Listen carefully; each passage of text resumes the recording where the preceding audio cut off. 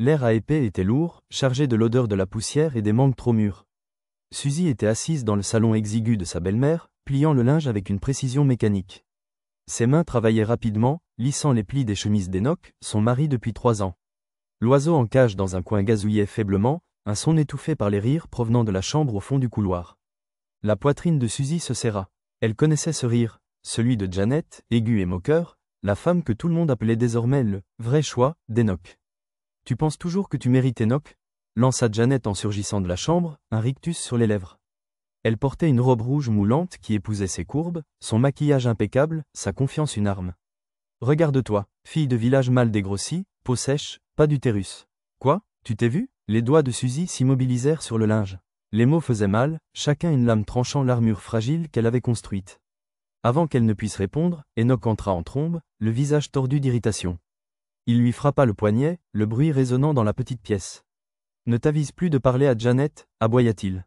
Je divorce si tu continues à me faire honte. » Sa mère, Mama Ngozi, affalée sur un canapé décoloré, ajouta avec un ricanement. « C'est juste une vieille poule qui ne pond pas d'œufs. On a besoin d'une vraie femme dans cette maison. » La pièce sembla rétrécir, les murs se refermant sur Suzy. Sa gorge brûlait, mais elle ravala ses larmes. Elle avait déjà enduré leurs insultes, les infidélités d'Enoch, le mépris de sa famille, les murmures au marché à propos de sa stérilité. Mais ce moment semblait différent, définitif. Elle n'en pouvait plus. Silencieusement, elle rassembla ses maigres affaires, un téléphone usé, une carte d'identité décolorée et la clé de sa moto en panne. Ses mains tremblaient alors qu'elle les fourrait dans un sac élimé. Les larmes coulèrent lorsqu'elle sortit dans la poussière de Lagos, se mêlant à la crasse sur ses joues. Elle enfourcha sa moto crachotante et se dirigea vers la maison de sa mère adoptive à Épée, espérant y trouver du réconfort. Le compound de Mama Bridget était un patchwork de toits en zinc rouillé et de ciment fissuré. Suzy frappa à la porte, le cœur lourd d'espoir. Mais la porte s'ouvrit sur le regard sévère de Mama Bridget. « Alors, tu as quitté ton mari parce qu'il t'a trompé ?» cracha-t-elle. « Les hommes trompent, retourne là-bas et récupère sa richesse. Tu crois qu'on va laisser passer cette opportunité ?» Son frère adoptif, Daniel, appuyé contre le mur, ricana. « Puisque tu es de retour, trouve un moyen de soutirer de l'argent à Enoch.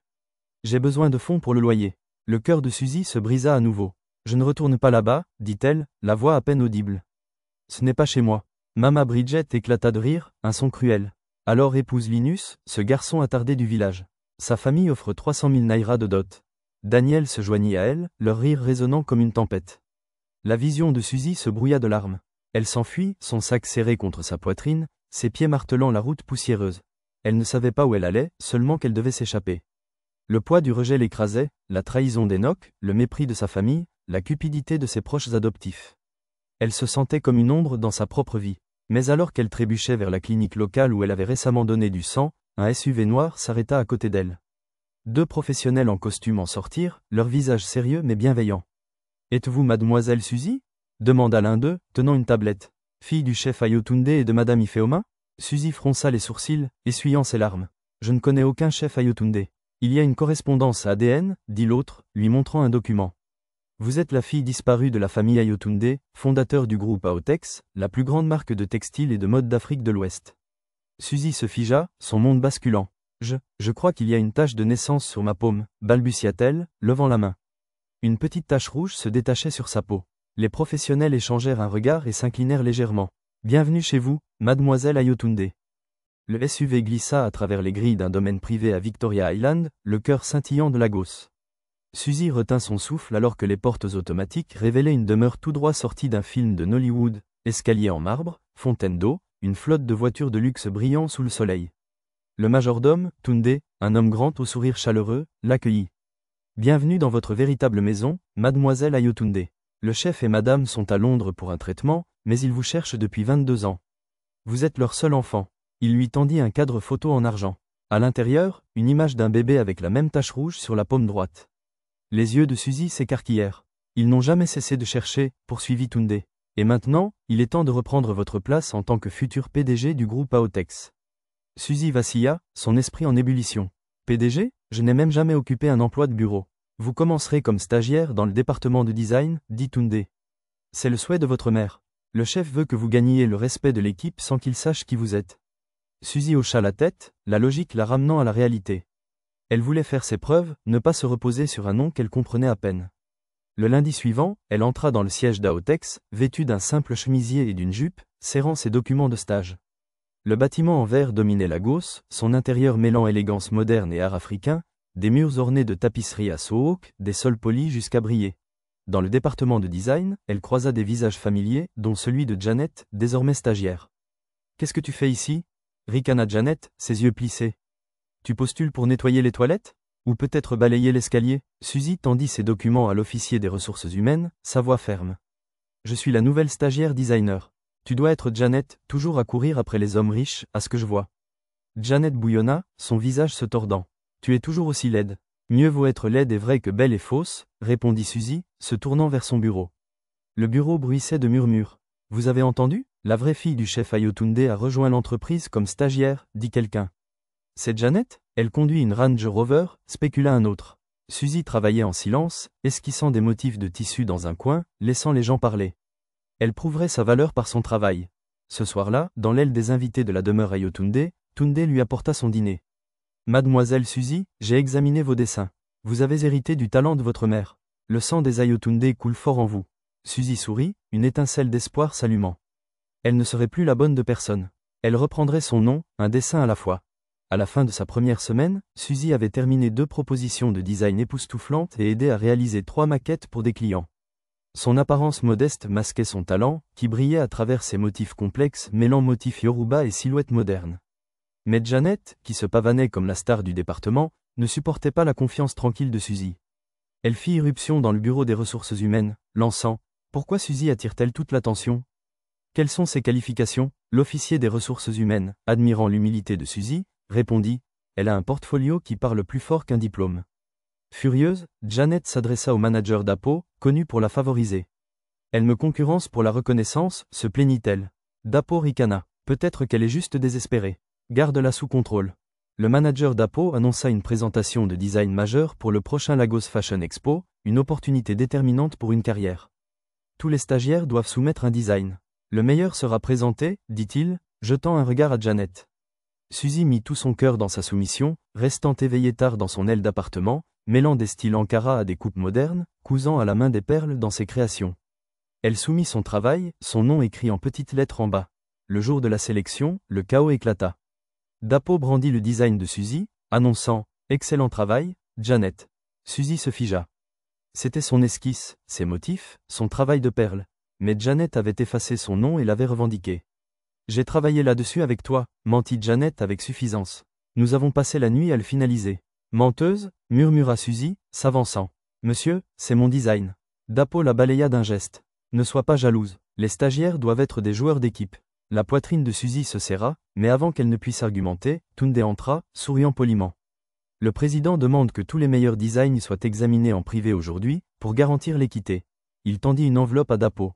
« De plus, monsieur, vous êtes réaffecté à une autre branche, avec effet immédiat. » D'Apo pâlit, bégayant. L'ambiance chez Aotex changea.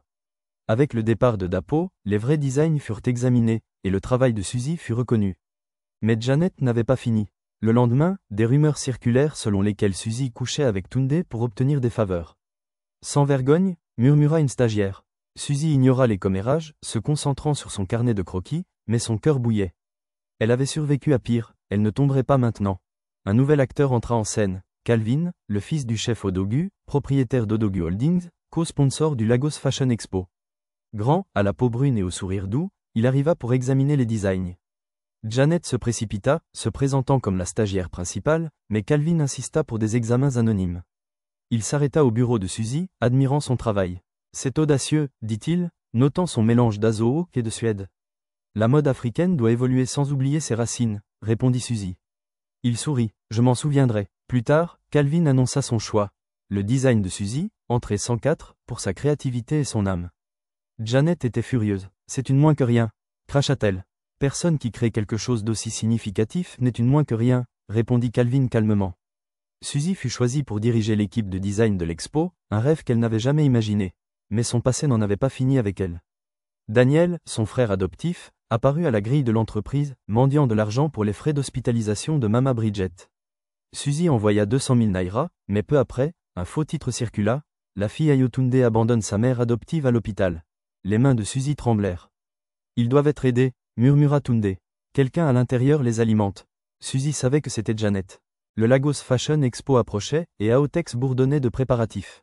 Suzy travaillait sans relâche avec Calvin, leur collaboration suscitant à la fois créativité et une connexion subtile. Mais Janet intensifia son sabotage, plaçant des photos truquées et des messages accusant Suzy de voler des designs. Les ressources humaines suspendirent Suzy en attendant une enquête, et les murmures se répandirent. Janet observait avec un sourire satisfait. Cependant, Calvin disposait d'une vidéo de surveillance montrant Janet plaçant les preuves. Il rencontra le chef Ayotunde, revenu de Londres. « Elle usurpe l'identité de votre fille et tente de la piéger », dit Calvin. Le chef soupira. Suzy voulait d'abord faire ses preuves. C'est la fille de sa mère. Ils décidèrent d'agir après l'expo, laissant Suzy briller. L'entrepôt stockant les designs de Suzy fut cambriolé avec 7 pièces clés détruites. Une vidéo de surveillance révéla plus tard Janet, déguisée en employée d'entretien, lacérant les vêtements. Suzy ne pleura pas. « Nous avons 3 jours, dit-elle. Nous les referons. » Sous sa direction, l'équipe travailla sans relâche, Calvin recrutant des tailleurs supplémentaires et le chef Ayotunde faisant venir des tissus du Ghana. L'entreprise s'unit pour reconstruire la collection. À la veille de l'expo, Madame Ifeoma prit Suzy à part. « Tu as refait de cette entreprise une famille, dit-elle. Tu as fait plus que ce que nous attendions. » Suzy sourit, fatiguée. « J'ai l'impression de devoir encore faire mes preuves. » Sa mère répondit. « Parfois, la seule personne à convaincre, c'est toi-même. » Ce soir-là, Calvin surprit Suzy avec une fête de pré-victoire sur un balcon surplombant Lagos, des lanternes à bougies scintillant dans la brise. « Demain, tu gagnes, dit-il. » Suzy rit, mais une silhouette observait dans l'ombre. Janet, toujours libre, préparant son dernier acte. Le Lagos Fashion Expo s'ouvrit avec éclat. La collection d'Aotex, menée par les designs de Suzy, stupéfia le public. Les mannequins défilèrent avec des coiffes perlées et des costumes affûtés, mêlant l'héritage Yoruba à une élégance moderne. Le final suscita une ovation debout, et alors que Suzy saluait, l'animateur cria « Applaudissez l'avenir de la mode ». Mais le chaos éclata. Janet, déguisée en robe blanche, envahit la piste avec une équipe de caméras, criant « C'est une fraude. Elle a volé ma vie ». Suzy resta ferme. « Laissez-la parler ». Janet vociféra, accusant Suzy d'avoir volé sa place d'héritière Ayotunde. Suzy s'avança calmement. « Personne ne m'a rien donné. J'ai été battue, insultée, chassée, humiliée. Mais je me suis reconstruite. Tu aurais pu construire quelque chose, mais tu as choisi le sabotage. » La police arrêta Janet pour agression et destruction de biens alors que le public applaudissait la grâce de Suzy. Après l'expo, les actions d'Aotex atteignirent un sommet historique et le nom de Suzy devint synonyme d'innovation. Elle épousa Calvin lors d'une cérémonie villageoise discrète à Épée, honorant ses racines. Janet resta en prison, Enoch fit faillite, et Suzy pardonna à sa mère adoptive mourante, payant ses frais d'hôpital mais refusant d'oublier le passé. 6 mois plus tard, Suzy fut nommée PDG d'Aotex. À la table du conseil, dans un blazer blanc et or en Ankara, elle présenta des plans d'expansion en Afrique de l'Est. Ses jumelles, Nedel et Calvin, étaient assises au premier rang lors de l'ouverture de l'Institut de mode Aotex, où le discours de Suzy résonna. « On m'a traité de laide, d'inutile, de stérile. Mais je me suis relevé parce que j'ai vu ma propre valeur. Et quand vous voyez votre valeur, personne ne peut l'ignorer. »